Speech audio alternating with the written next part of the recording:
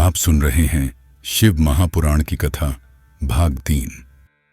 पिछले भाग में आपने सुना सती की आत्मबलि, दक्ष यज्ञ का विध्वंस और शिव का वियोग। अब कथा चलती है उस मोड़ पर जहां सती पुनः जन्म लेकर बनती है पार्वती और एक बार फिर प्रारंभ होती है भक्ति की अमर यात्रा। सती ने हिमालय के घर में पुनः जन्म लिया, राजा हिमावंत और मेनका की पुत्री के रूप में। इस बार उनका नाम रखा गया पार्वती। बाल्यकाल से ही वह भोलेनाथ के प्रति आकर्षित थीं। जब उन्होंने माता पिता से अपनी इच्छा व्यक्त की, मैं शिव को ही अपना पति बनाऊंगी, तो सभी चकित हो गए। शिव तो ध्यान मग्न योगी थे, तप में लीन, संसार से विरक्त। किंतु पार्वती ने संकल्प लिया, मैं जब तक शिव को नहीं पाऊंगी अन्न नहीं ग्रहण करूंगी। तप करूंगी दिन रात, वर्ष दर वर्ष।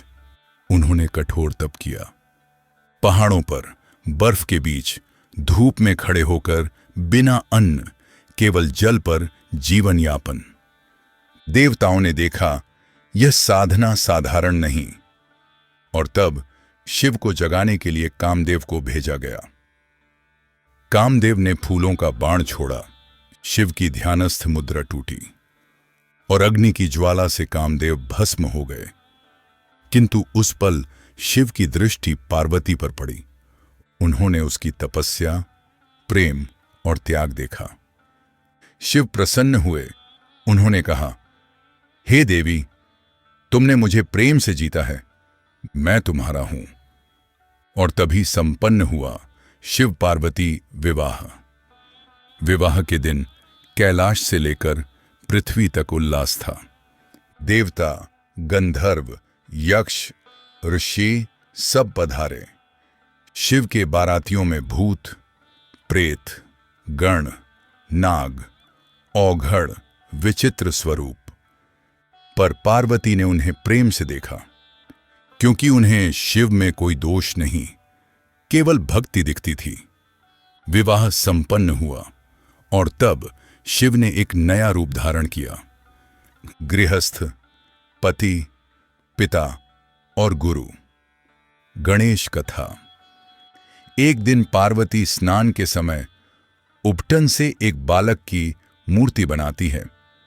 वह उसमें प्राण डालती हैं और उसे कहती हैं, जब तक मैं स्नान करूं कोई अंदर ना आए। तभी शिव आते हैं और बालक उन्हें रोकता है। शिव ने क्रोध में आकर उसका सिर काट दिया। पार्वती ने विलाप किया, ये मेरे पुत्र हैं। शिव ने समाधान दिया, उत्तर दिशा की ओर पहला सिर जो मिले वही इस पर जोड़ दो। और उन्हें मिला हाथी का सिर। इस प्रकार जन्म हुआ गजानन गणेश का। शिव ने आशीर्वाद दिया, तू प्रथम पूज्य होगा। हर कार्य में सबसे पहले तेरा नाम लिया जाएगा। कार्तिकेय कथा।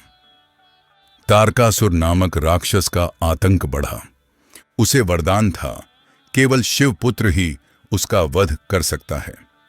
तभी शिव के तेज से एक पुत्र उत्पन्न हुआ, जिसे देवताओं ने कार्तिकेय, स्कंदी और मुरुगन नाम दिए। वे युद्ध कला में पारंगत हुए, देवसेना के सेनापति बने और अंततः तारकासुर का वध कर दिया। इस प्रकार वे शौर्य, ज्ञान और संयम के प्रतीक बने। अब शिव केवल योगी नहीं थे, वे अब गुरु थे, पिता थे, सृष्टि के संतुलन करता थे। गणेश बुद्धि और आरंभ के देव, कार्तिकेय शक्ति और नेतृत्व के प्रतीक, और पार्वती सृष्टि की शक्ति स्वरूपा, शिव की अर्धांगिनी। कैलाश अब एक मंदिर था जहां भक्ति, तप, प्रेम और परिवार सभी का वास था। इस भाग में हमने देखा, प्रेम जब तप में बदलता है तो शिव भी समाधि से बाहर आकर उस प्रेम का उत्तर देते हैं। अब अगले भाग में हम सुनेंगे गंगा का अवतरण, शिवलिंग की पूजा और रुद्राभिषेक की महिमा। कैसे शिव बने गंगाधर और क्यों शिवलिंग को परम उपास्य माना गया।